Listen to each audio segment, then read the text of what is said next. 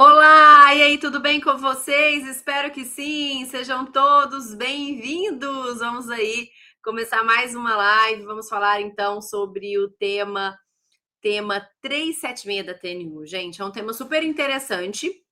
Ainda não foi julgado, né? Mas traz justamente uma discussão interessantíssima e que algumas turmas recursais já têm utilizado, inclusive, como um parâmetro assim para as suas decisões, tá? Inclusive eu tive um caso específico que o relator, inclusive, citou este tema, que é muito interessante. Fala justamente sobre a desnecessidade da perícia biopsicossocial nos pedidos de BPC para as pessoas com transtorno do espectro autista, tá? E aí, é possível ou não? Então, vamos falar aqui rapidamente sobre isso, mas antes eu quero ver com vocês aí, caso você não tenha ainda feito a sua inscrição para a imersão Advogando para Autistas, aproveita essa oportunidade, já anota aí, porque ela vai acontecer no dia 23 agora de março, das 13 horas até por volta de 17 horas, então são muitas horas com muito conteúdo para você, uma aula completa com conteúdo inédito. Se você já fez parte de outras imersões, não é igual, tá? Então venha, porque nessa imersão eu vou falar de 3 casos práticos, 3 estudos casos práticos, além de tudo ainda que eu vou falar sobre direitos autistas, sobre legislação, sobre direito, sobre prospecção, sobre honorários. Vou falar de 3 casos, de estudos de casos práticos. O primeiro que é a respeito ali da questão voltada à professora auxiliar com exclusividade e individualidade, se é possível ou não, a isenção de IR no BPC, né? Falando em BPC aí, ó, os administrativos, quando demoram a sair, tem aquele valor acumulado em que a União pega aquele valor ali de IR. Também falarei sobre essa questão, que é muito interessante, uma frente bem legal para vocês que já trabalham com BPC trabalharem e se atentarem. E também sobre a ADI do STF, que fala a respeito dos requisitos para concessão dos tratamentos, principalmente aqueles tratamentos que estão fora do rol do INSS. Então, tudo sobre direitos autistas, com 3 exemplos práticos, casos práticos, vocês vão ver, então, nessa imersão, tá? Direto ao ponto, sem enrolação, tá? Então, eu espero vocês. Os ingressos com o valor do primeiro lote ainda estão à venda, então, estão disponíveis. Vocês podem, então, já adquirir. É só clicarem no link aqui nos comentários que eu vou deixar para vocês, tá? Para vocês fazerem as inscrições, tá? Qualquer dúvida também, basta vocês me chamarem lá no meu direct, no Instagram, tá? Então, chamem por lá, que o pessoal da minha equipe também sempre está de plantão. Para quem aí, ó, tá meio perdido, pode me procurar lá, Andressa Oliveira ADV, para você, então, falar com alguém da minha equipe depois, tá? Vamos começar, então, o conteúdo sobre a desnecessidade dessa perícia biopsicossocial nos pedidos de BPC. Pessoal, primeiro que a gente precisa entender que hoje, para reconhecimento da deficiência, impõe-se uma avaliação biopsicossocial, certo? Claro que na legislação da Lei Brasileira de Inclusão, essa perícia biopsicossocial, ela deveria vir de uma forma multiprofissional, multidisciplinar, e a gente sabe que no INSS ainda não é assim que ocorre. Então, como não é assim que ocorre, ela ocorre, na verdade, através de uma perícia médica e de uma perícia, o quê? Social, né? E tem que ter o reconhecimento desse impedimento de longo prazo, que é justamente o diagnóstico aqui do autismo. Quando a gente fala de impedimento de longo prazo, de natureza física, mental, intelectual ou sensorial, o autismo se enquadra na natureza mental, podendo ou não ter ali uma natureza também intelectual, né? Dessa questão da perda intelectual, não são todos os casos, tá? E além desse conceito, além dessa primeira situação voltada para o reconhecimento da deficiência, nós temos uma segunda situação, que é justamente o reconhecimento dessas barreiras enfrentadas ali pela pessoa, que está ali nessa segunda parte do conceito de deficiência. Aqui, por isso que a gente fala biopsicossocial, né? Que também envolve o social, envolve o ambiente, envolve as atividades e participações dessa pessoa. Tá? Então, essa avaliação biopsicossocial, ela deveria, pelo menos, né, ser feita de forma individualizada, não considerar apenas fatores clínicos, como a gente às vezes vê, principalmente em processos judiciais, analisar também os contextos, né, sociais, pessoais e ambientais também da pessoa, tá? E o critério de presunção da deficiência, que é justamente aqui que entra esse tema 376. Ora, esse critério de presunção, a deficiência ela pode ser presumida ou ela precisa ser realmente comprovada através dessas avaliações, dessas perícias, né? Bom, quando a gente vê o conceito ali de deficiência no próprio Estatuto da Pessoa com Deficiência, a gente verifica que a avaliação da deficiência ela é feita quando necessária. Quando necessária essa avaliação, que essa avaliação vai ser biopsicossocial, realizada até então por equipe multiprofissional, interdisciplinar. Quando lá da lei, né, no caso da lei da LOAS, quando fala da necessidade ali de perícia, e no caso também temos de forma expressa na legislação que enquanto não se tem ali um método próprio, de acordo com o que estabelece a Lei Brasileira de Inclusão, vai ser realizado por perícia médica e perícia social, né, que são essas duas perícias que ocorrem no INSS. Tá, mas se eles já utilizam a própria Lei Brasileira de Inclusão para trazer essa questão dessas perícias, né? Então, aqui também deveria ser observada essa questão da necessidade ou não. Então, quando a legislação fala quando necessária, que a gente tem que, nos casos de presumido, então, a deficiência, sequer deveria ser realizada, então, essas perícias. A própria lei, ela admite situações excepcionais e, então, que pode, então, ser dispensada essa perícia biopsicossocial, quando ela utiliza esse termo quando necessária, tá certo?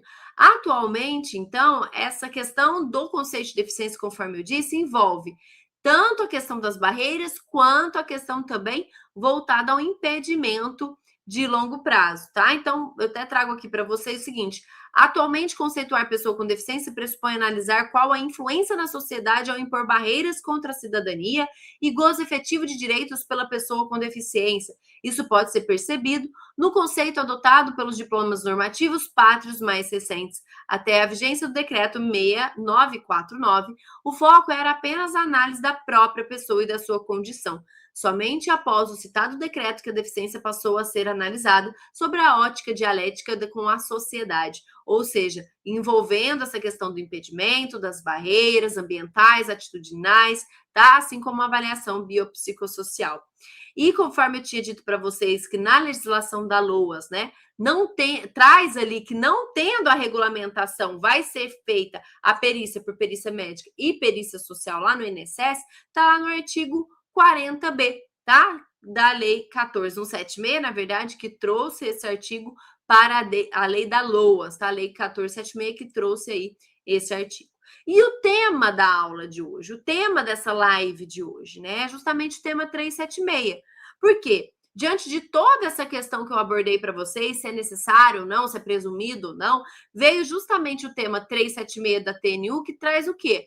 Se essa questão foi afetada na TNU justamente para saber se o diagnóstico de transtorno do espectro autista, se o próprio diagnóstico já dispensa essa avaliação biopsicossocial para caracterizar essa condição da pessoa com deficiência, tá? Na análise desse benefício de prestação continuada. Ou seja, se é necessária ou não essa perícia biopsicossocial. E aí, quais são os argumentos, então, que a gente tem? Primeiro que o transtorno do espectro autista, ele não é uma doença, na verdade, ele é uma condição neurodivergente que abrange um conjunto de manifestações clínicas nessa pessoa, que a gente pode sim enquadrar como deficiência, e temos essa condição, tanto clínica quanto também legal, já estabelecida, que é justamente aquilo que nós temos na própria legislação. A legislação da Lei Berenice Piana já traz para a gente que o autismo é reconhecido como deficiência para todos os fins legais. Então, a pessoa com transtorno do espectro autista tem esse reconhecimento legal, podendo, então, o quê? Ter ali essa presunção, certo? E ali, mais conceitos eu deixo aí para vocês, inclusive, a respeito do TEA. O TEA é uma condição de neurodesenvolvimento que causa esse impacto funcional. O conceito de neurodiversidade não nega a existência de barreiras nem de direitos decorrentes da deficiência, pelo contrário, ele reconhece que a sociedade é que deve se adaptar e incluir essa pessoa, né? Nós temos níveis de suporte. Bom, isso tudo eu vou falar na imersão para vocês, então eu não vou avançar aqui. Mas vamos observar, então, o que estipula a lei. Se há uma diferenciação, por exemplo, entre os níveis de suporte, né, dentro do autismo, a gente teria uma discriminação dentro do próprio espectro. Por quê? Porque a lei Berenice Piana, que é a 12.764, ela já fala no artigo 1º, parágrafo 2º, a respeito dessa situação que toda pessoa com transtorno do espectro autista é considerada pessoa com deficiência. Então, a gente não pode separar, esse é autista, não é, mas esse é porque esse precisa de mais suporte. Não, aqui não faz distinção, aqui não discrimina ali dentro do próprio espectro, e a gente não pode deixar que isso ocorra também, tá? E também a gente precisa analisar sobre a antinomia entre as normas, se existe. Não, não existe. Existe inconstitucionalidade nessa norma que fala que o autista ele é pessoa com deficiência para todos os fins legais? Não, tá? Não. Por quê? Porque justamente se a gente observar, quando necessária a perícia biopsicossocial para reconhecimento da deficiência, lá na Lei Brasileira de Inclusão, e quando a gente tem o reconhecimento pela própria lei da condição de deficiência, poxa, eu tenho que unir isso daqui e observar se é quando necessário, e se essa lei já fala que é pessoa com deficiência, então quer dizer, não é necessário, tá? E ainda, a primeira lei, ela trata-se de norma constitucional, que foi constitucional representativa de direitos fundamentais. Através da Convenção de Nova York, ela foi incorporada como emenda constitucional.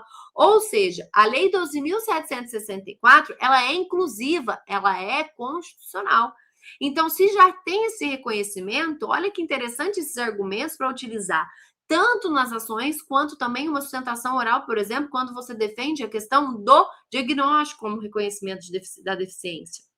Quando você vai impugnar um laudo social ou um laudo médico, para não se basear apenas em aspectos clínicos, mas também os aspectos sociais, por isso que é tão importante vocês analisarem uma avaliação social, uma avaliação ali que deve ser feita de uma forma bem detalhada, inclusive não só contando o aspecto econômico, mas também todo esse aspecto socioeconômico, tá? Que envolve também atividades, participações, ambiente, tá? Tudo isso deve ser observado numa perícia social, por exemplo.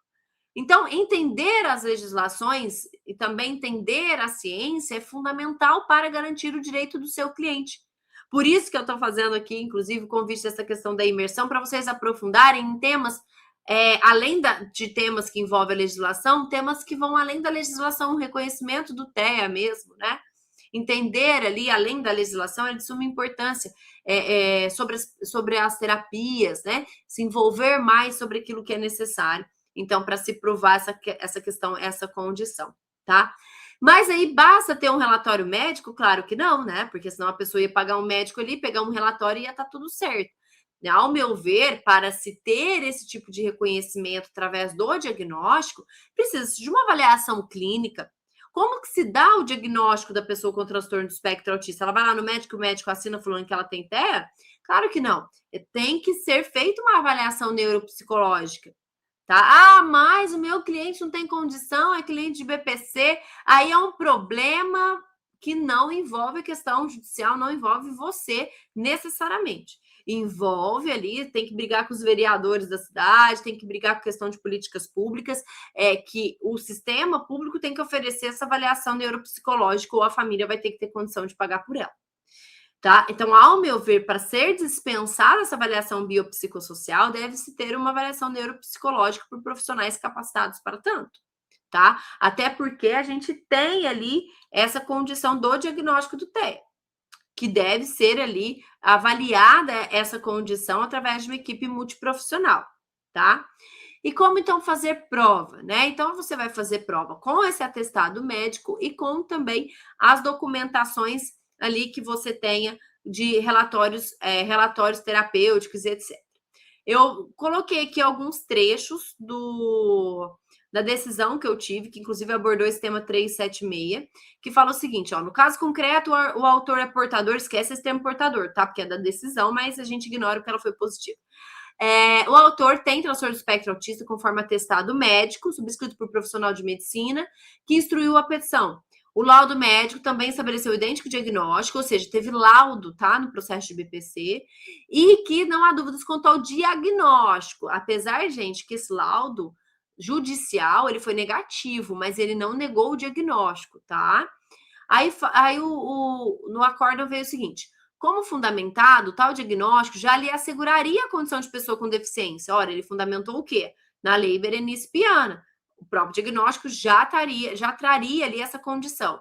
Mas vamos além, admitindo que seria necessária uma avaliação biopsicossocial, tal como estipulado no Estatuto da Pessoa com Deficiência, ou seja, da Lei Brasileira de Inclusão, ela não foi realizada no caso concreto, tendo a prova se limitada à avaliação puramente médica, o que se mostra insuficiente e ineficiente de analisar os impedimentos. Por quê? Porque a avaliação social, que na verdade tinha analisado apenas o critério econômico. A sentença recorrida afastou a condição de pessoa com deficiência do autor, por quê? Porque a perícia do médico falou que era leve, um autismo leve, vê se pode. Aí o relator vira e fala: com a devida vênia, não me convenço de que as singelas impressões periciais médicas sejam suficientes para quebrar a presunção legal de deficiência, dadas as pessoas diagnosticadas com TEA. Tampouco se mostram suficientes para concluir que o autor não apresenta restrições que o impedem ali de participar plena e efetiva na sociedade. Enfatizo que a deficiência não deve advir de uma simples análise de condição médica, tá? Então, apenas análise da cognição, que foi isso que foi analisado. Não, pelo contrário. Então, tem que se analisar o quê? Um conjunto, a situação no geral. Aí ele fala: as características das pessoas que sofrem desse transtorno não se limitam a uma possível postura de atitude inadequada, nem guardam relação com falta de consciência ou dificuldade de responder às questões que lhes são dirigidas, ou apresentar má capacidade de compreender o que lhe é perguntado, ou ainda um raciocínio lentificado, falta de concentração, ou pensamento desorganizado ou comprometimento de cognição. Ou seja, não tem que analisar só essa questão cognitiva. Então, quer dizer, para o autista ter direito ao benefício, ele precisa ser uma pessoa que tem falta de consciência, tem dificuldade de responder o que ele está sendo perguntado? Não, até porque não necessariamente as pessoas autistas terão essa condição, tá? Então, assim, ele fala: o fato de um médico perito ter concluído que o recorrente apresenta um quadro clínico que não impede participação efetiva na sociedade, não afasta a deficiência. Porque esses sintomas relatados no laudo, inclusive muitas vezes, não são sequer identificados e determinados no paciente com TEA. Há casos que estão presentes, como conclui o laudo médico aqui subjúdice, que fala o seguinte: são até mesmo amplificados. Então, sobre a análise da cognição, por exemplo, muitas vezes estão presentes pessoas neurodivergentes, havendo uma associação diagnóstico TEA com outras habilidades. Então, ali, às vezes, os peritos acham que é questão da superdotação, né? Então, não precisaria do benefício, né? Inclusive com casos confirmados da estreita ligação de autismo e genialidade. Ainda que não haja nos autos outros documentos relatórios médicos que permitam concluir com mais assertividade os reais sintomas dessa neurodivergência, o diagnóstico ele é categórico. Ele tem TEA e, para fins do benefício, o grau de deficiência é irrelevante, outro ponto importante. Não se importa o grau do autismo, o grau da deficiência, vamos dizer assim, para a concessão do BPC. Então, ele vai e fala: assim, atento à presunção dada pela lei, né, que as pessoas com transtorno espectro autista são pessoas autistas para todos os fins legais, e deu provimento ao recurso. Detalhe aqui, tá? Tudo isso que ele coloca, tá? Eu acabei não colocando a parte aqui efetiva, mas tudo aqui que ele coloca, ele traz ainda, inclusive, o tema 376, tá? Ele traz o tema 376 para essa situação aí. Opa, deixa eu voltar aqui assim. Deixa eu fazer assim. Ele traz o tema 376 aí para trazer a justificativa de todo esse argumento, tá? Nesse acórdão, que é um caso meu, que na realidade aí, inclusive, teve o resultado de provimento ao meu recurso, com a data, inclusive, de início do benefício, dia 21/12/2022, e a data do acórdão foi 2025. Então, é um tema interessante, porque com esses argumentos você consegue comprovar, impugnar e trazer: André, se o tema ainda não foi julgado, eu não posso utilizar ele para que ele seja vinculado, né? Para que vincule a decisão. Não, você não consegue vincular, tá? Mas você consegue sim ali trazer esses argumentos no sentido de ter esse reconhecimento da legislação, ter esse reconhecimento de deficiência com a própria legislação, usando também o 376, tá? Depois vocês vão dar uma lida no tema 376. Eu trago aqui também para vocês depois analisarem certinho, né? A súmula 48, a súmula 80 da TNU, tá? A súmula 29 da TNU e o enunciado 30 da AGU, tá? Então, essas súmulas, não vou ler aqui, mas anotem aí, ó, súmula 48, súmula 80, súmula 29 e o enunciado 30 da AGU, que também serve para esse estudo de vocês. Certo, pessoal? Então, Vocês entenderam o potencial desse tema e de outros diversos temas que nós temos a respeito, como 324, como essa questão da isenção de RMBPC, como essa questão do professor auxiliar de exclusividade ou não. Olha só essas questões tão específicas que a gente precisa realmente se aprofundar para entender, né? Então, pessoal, são temas com grandes potenciais que eu sempre trago para vocês e vou trazer também assuntos com potenciais gigantescos agora em 2026 na nossa imersão, que vai acontecer no dia 21 de março, a partir das 13 horas. 100%, uma aula 100% inédita. Então, se você já fez parte de outras imersões, esteja comigo nessa também. Se você ainda nunca participou, aproveita essa oportunidade, tá? Vai ter estudos de casos, material de apoio e também o certificado de participação. É só vocês clicarem aqui no link que eu deixei disponibilizado para vocês receberem, então, para vocês verem ali todas as informações, as possibilidades dos 2 ingressos que nós temos à venda, para você já poder participar, tá? Então, e vai valer muito a pena, eu tenho certeza. Qualquer dúvida, é só vocês me chamarem lá no direct no Instagram, Andressa Oliveira ADV. O pessoal da minha equipe está lá de plantão para atendê-los, tá certo? Bom, é isso, pessoal. Uma ótima noite. Eu deixei caixinha lá nos meus stories no Instagram. Então, vamos combinar o seguinte: eu espero vocês lá para tirar as dúvidas de vocês. Eu acho que eu deixei a caixinha antes da live. Então, vão lá que a caixinha ainda está aberta. Deixem as dúvidas de vocês. Combinado? Para a gente não estender muito aqui, ó. Um grande beijo e até a próxima, então.